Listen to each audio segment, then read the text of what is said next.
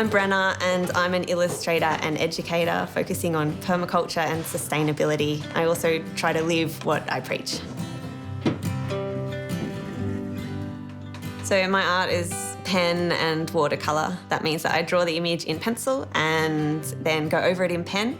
And sometimes I'll then paint with watercolour straight onto the page. Other times I'll photocopy it onto heavier duty paper that takes the watercolour better and then hand paint with watercolour on top of that.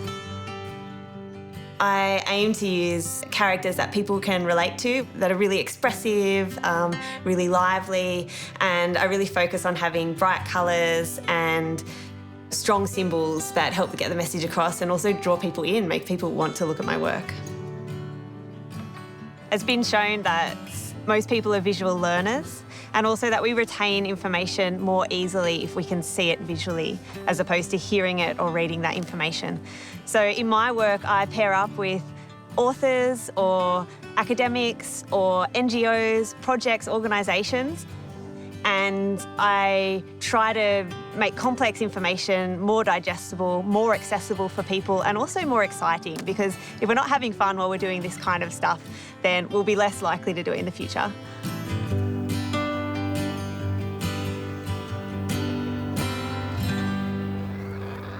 So I live in a tiny house. We call it the tea house because it has a Japanese-style roof. And it's situated on this broader property known as Meliodora. It's a permaculture demonstration site that was set up by David Holmgren, the co-originator of the permaculture concept, with his partner Sue Dennett in 1986. It's a 2.2 acre, 1 hectare property where we all chip in to grow most of our own food, milk goats, care for chooks, and also regenerate the land around us.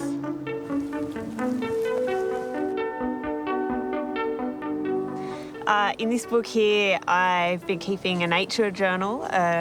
It's where I record things that are happening here at Meliodora, and I've been doing it at least once a month for over 2 years now.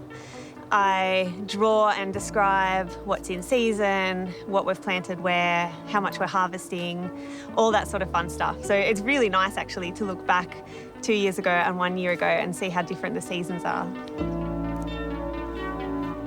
I didn't really have much experience with gardening up until my 20s. After university, went overseas and ended up being over in South America for 6 years, staying in places like this that accept volunteers. And so that was where I planted my first seed, picked my first vegetable, learned how to eat seasonally from the garden and the way that we as people can live at a different pace. It had a huge impact on me over those 6 years. And when I came back to Australia, I knocked on David and Sue's door at Meliodora and asked if I could continue my learning here. And so I've stepped up and now Dave calls me the lead gardener. I order in the seeds, I plant most of the vegetables, and it feels really good to have gained a level of knowledge where I can stand on my own 2 feet, where I can provide for these 3 households, of course with Dave and everybody else's help, but without having to ask too many silly questions. When I started out as an artist, the path before me was one of creating beautiful images and trying to get them hung up in galleries so that people could pay lots of money for them, and that's one path. But I guess I held back from that path because it was lacking meaning for me. And especially during my time overseas when I was volunteering a lot and learning about permaculture and the big changes happening in the world, I started to really struggle with being okay with just being an artist that makes nice things. It was seeming quite shallow. What's been so great for me about discovering illustration is that I've really put my creative energy and passion towards making the world a better place.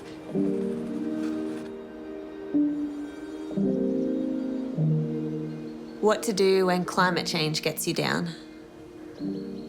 Go out and be awed by nature. Plant a tree.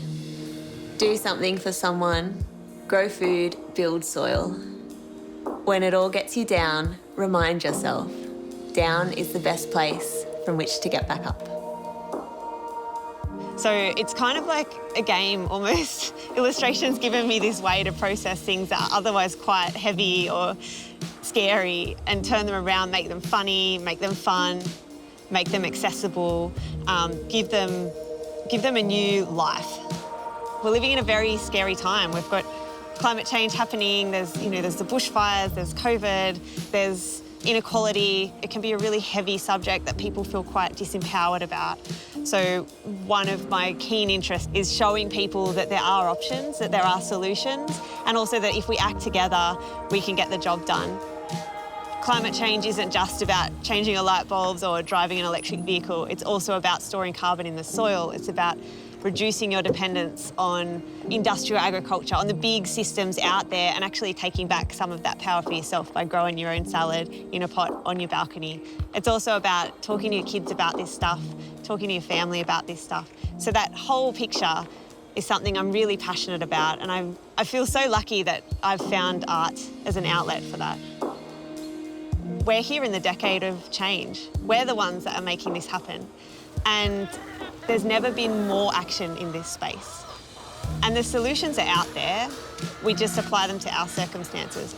We're not all going to be perfect. And, to be honest, society makes it really hard to be perfect. So we don't strive for that. We just strive to do better than what we did the day before.